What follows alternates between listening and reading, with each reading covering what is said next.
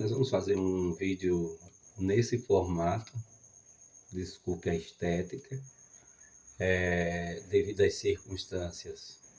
Eu costumo fazer os vídeos em situações normais do dia a dia, né?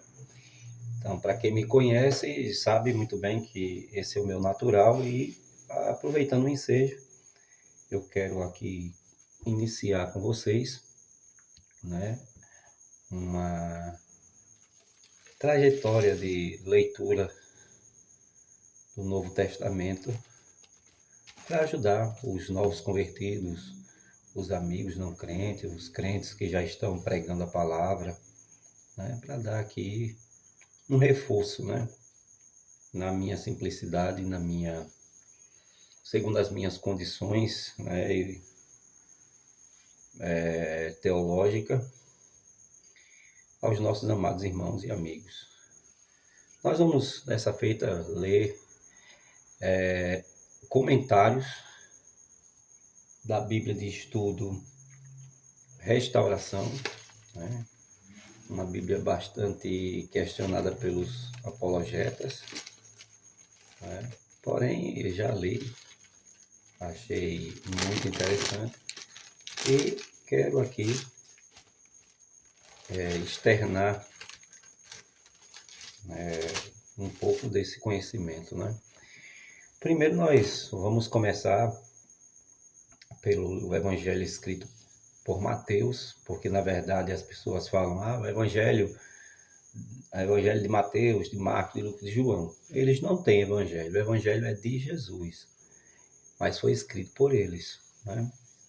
Então o autor desse Evangelho, né, desse livro, que fala do Evangelho de Jesus é Mateus, também chamado Levi, que segundo a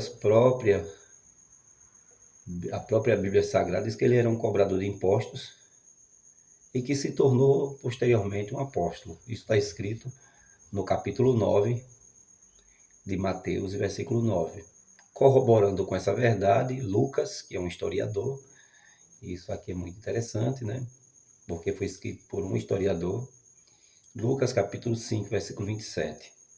A autoria de Mateus se evidencia pela conclusão da referência a si mesmo como anfitrião da recepção mencionada em Mateus capítulo 9, versículo 10, e pela alusão especial a si mesmo, a si próprio, como cobrador de impostos, lá no capítulo 10 e versículo 3 de Mateus. A época em que esse evangelho foi escrito foi aproximadamente entre os anos 37 a 40 depois de Cristo. Pouco tempo depois da ressurreição do Senhor, né, que está escrito em Mateus 28:15. Antes da destruição do templo, lá em Mateus capítulo 24, verso 2. A seguir, né, que fala dessa destruição do templo. O lugar em que essa carta foi escrita, provavelmente foi escrita na terra da Judéia, né? O destinatário, que isso é muito importante para que tenhamos uma interpretação correta, né? Para quem foi escrita. E aí você vai ver a cultura daquele povo, a necessidade daquele povo e a espiritualidade daquele povo, então você vai ter um vislumbre correto daquele livro ou carta bíblico, né?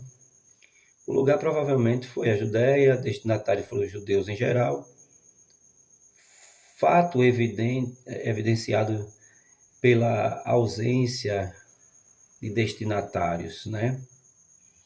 Os judeus eram em geral, aliás, as explicações acerca dos costumes, das festas e etc, etc, você vai encontrar, por exemplo, aqui nesse evangelho, como também corroborando com ele, Marcos também vai falar sobre esses fatos, essas festas, que mostram de fato que tudo aqui que foi escrito é histórico, né?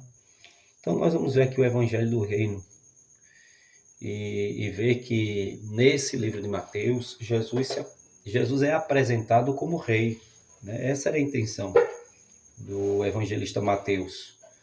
Apresentar Jesus como rei porque os judeus aguardavam e aguardam um rei que venha sobre eles trazendo justiça, paz, prosperidade e libertação. Então, nós começamos aqui, por exemplo, esse livro com esse propósito. Já que o livro tem o propósito de mostrar Jesus como rei, e nós sabemos que de fato é isso, porque ele começa com a genealogia, a gênese de Jesus, né? A origem de Jesus. Então, nós vamos ver aqui o livro das gerações que antecederam o Messias, né? E vamos ver aqui alguns incidentes nisso. Começando do capítulo 1, né? Nós vamos ler, por exemplo, o livro da geração de Jesus Cristo, filho de Davi, filho de Abraão.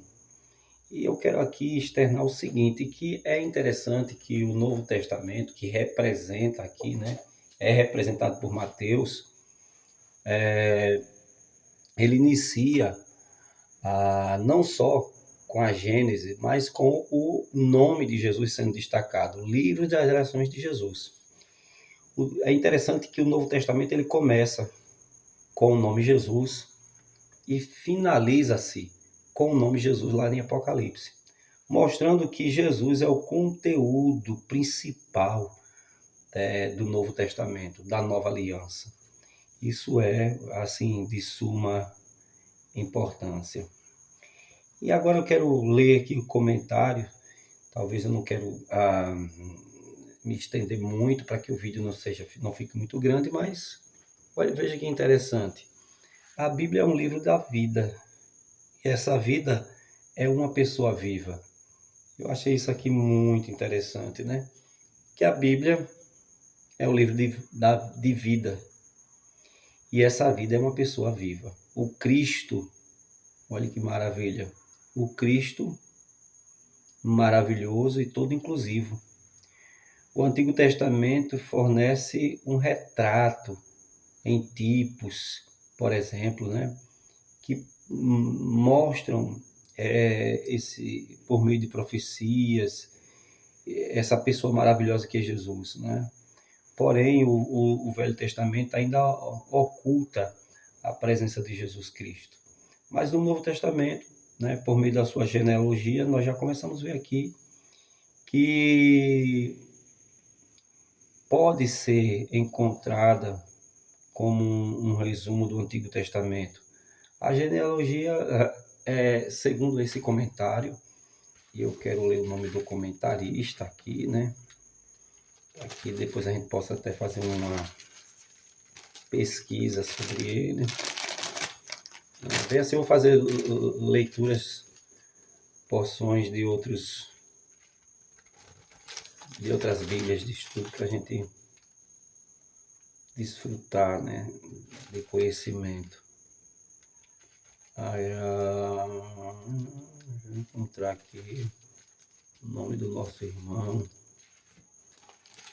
mas não sei se é chinês. Witness Lee.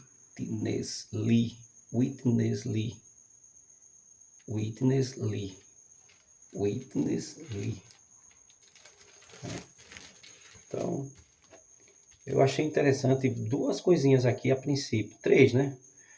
O Novo Testamento começa com o nome de Jesus e termina com o nome de Jesus, mostrando que ele é o conteúdo principal da Nova Aliança e do Novo Testamento, né? Segundo é que a Bíblia é um livro da vida e essa vida é uma pessoa e essa pessoa é Jesus, né? A genealogia de Jesus é um resumo do Antigo Testamento, o qual em si mesmo é a genealogia detalhada de Cristo.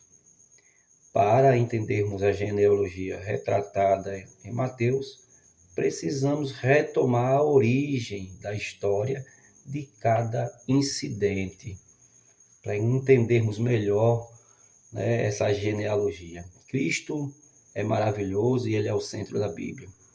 Ele é todo inclusivo e possui muitos aspectos.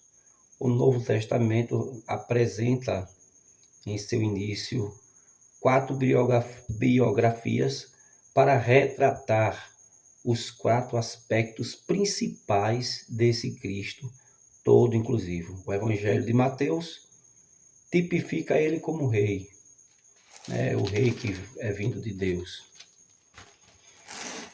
E aí, como foi profetizado no Antigo Testamento, que ele traz à terra o reino dos céus, né? O Evangelho de Marcos nos diz que ele é o servo de Deus, fiel em seu serviço. O retrato de Marcos é muito simples, pois para um serve